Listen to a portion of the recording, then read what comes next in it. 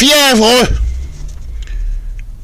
Une petite fièvre n'est en soi pas nécessairement dangereuse et il a été démontré qu'une forte fièvre était l'une des manifestations de la lutte menée par l'organisme contre l'invasion microbienne.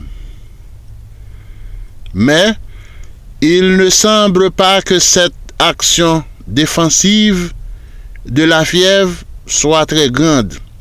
D'une façon générale, elle cause plus de mal que de bien.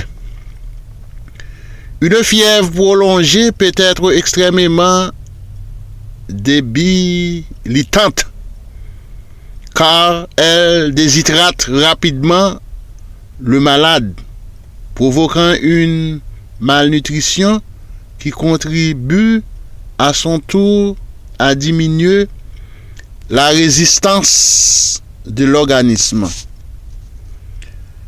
Une très forte fièvre que j'ai située au-delà de 38 degrés 8. 38 degrés 8. Or, 38 degrés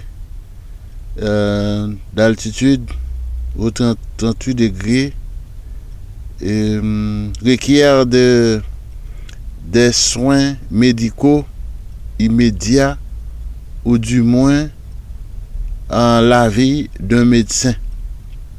Une fièvre persistante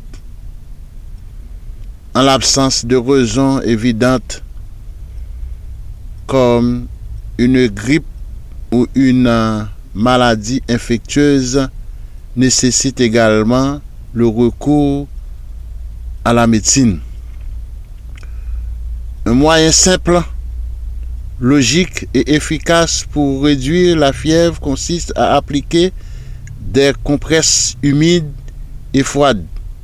En cas de très forte fièvre, on soulagera le malade en lui passant des éponges humides sur le corps ou l'enveloppant dans des draps humides et frais, opération que l'on renouvellera fréquemment. Faire comprendre. Or, faire prendre beaucoup de liquide et la plus grande quantité possible d'aliments.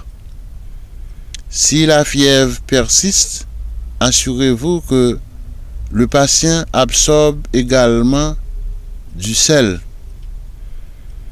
Il existe d'autres produits que l'aspirine, mais en cas de forte fièvre, une utilisation judicieuse de ces médicaments n'est pas à négliger. Indien d'Amérique guérissait la fièvre par l'écorce du saule. Elle contient de la salicine, produit qui se désagrège apparemment dans l'organisme pour donner l'acide salicylique, c'est-à-dire à peu de choses près la substance qui substitue l'aspirine. Les Indiens faisant bouillir l'écorce interne du saule et buvaient une infusion fortement concentrée. Ce même remède était utilisé par les Grecs il y a environ 2000 ans. Les infusions de plantes sont utilisées depuis longtemps pour faire tomber la fièvre. Outre le pouvoir antipyrétique, elle apporte à l'organisme les quantités de liquide qui lui font défaut.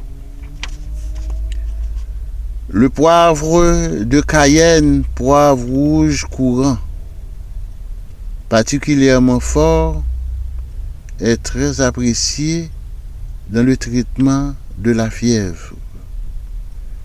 On peut le mélanger en petite quantité à de l'eau chaude, à du lait chaud ou à une infusion. On peut également se procurer une ou deux capsules de gélatine que l'on remplira de poivre de Cayenne et que l'on avalera avec un verre d'eau. La chilée est appréciée en cas de fièvre. Elle provoque une dilatation des pores de la peau, favorisant une transpiration importante. La verveine est couramment utilisée pour son pouvoir antipyrétique, ainsi que les baies de l'épine vinette dont on fait généralement une infusion. Quelles que soient les infusions que vous preniez pour combattre la fièvre, ajoutez-leur toujours beaucoup de jus de citron frais et n'oubliez pas de prendre également de la vitamine C.